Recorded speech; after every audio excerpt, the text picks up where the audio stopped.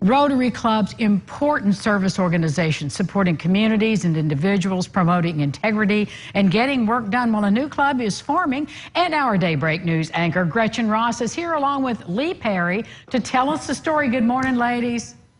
Hi. Morning.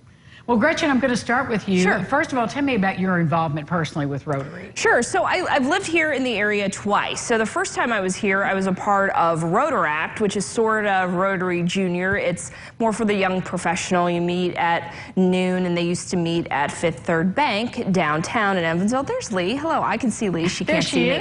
That's okay. And so I moved away and lived in a few other states. And when I lived in Richmond, Virginia, they had a lot of clubs. It's a big community, right? So I joined a club that met at an Irish pub on Thursday nights. Sounds and it was like fun. Tons of fun because I had Thursdays and Fridays off. I worked weekends. So when I came back here, I couldn't make the noon club because I'm anchoring the noon, right? And then there's another club in the morning, but I'm anchoring as well. So if you want to meet the woman who can get anything done, it's Lee Perry. So she gets it done. She's been a part of a Rotary all over the country for many years. She's a great mover and shaker. And she said, let's form a club that meets at night, and we meet on Tuesday nights. So it's great for those who can't make it in the morning or at lunchtime.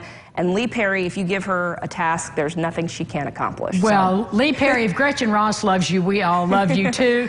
Thanks for being here and being with us. So do we have other nighttime Rotaries, or is this unique?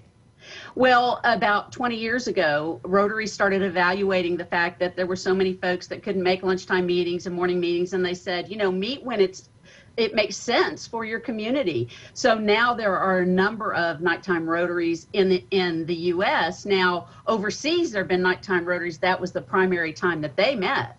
So it's new here, but not in the world of Rotary. So, Lee, how long have you been a part of the Rotary organization? I knew you were going to ask me that. You don't have to confess if you don't want to. We're women, we get it. My friends say, well, you've been in so many clubs because you couldn't find one that would keep you. You had to start your own. But I've been in 7 clubs in 5 states and 4 districts. Wow. Well, I love the work of the Rotary. Gretchen, kind of walk us through some of the projects and some of the things that resonated with you as a community-minded individual.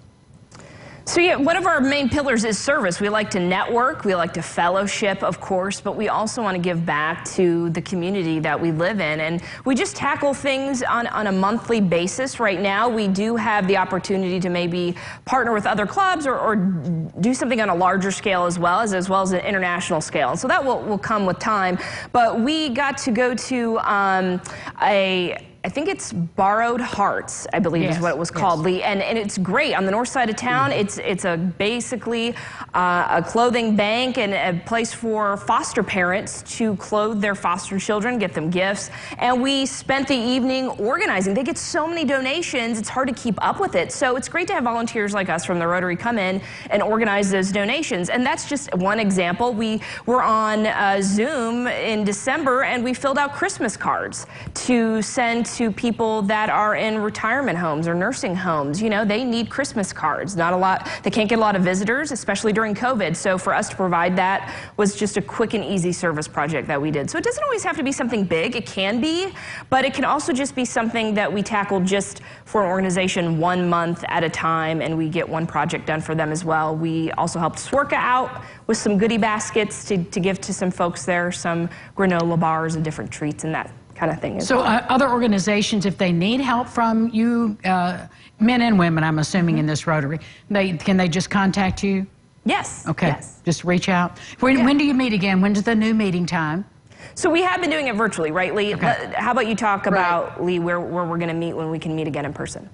Well, we're not sure because we're twice as big as we were. To start a Rotary Club, it takes 20, but to start a satellite club, it only takes 8. So while there were just a dozen of us, we could meet pretty much anywhere. So we're not really sure where we're going to meet in person yet. We've got to figure that out. But we meet the 2nd and 4th Tuesdays at 5:30 in the evening, and we've been doing the meeting on the 2nd is kind of our business meeting, and then the 4th we're either planning for or executing some sort of service project, as Gretchen indicated.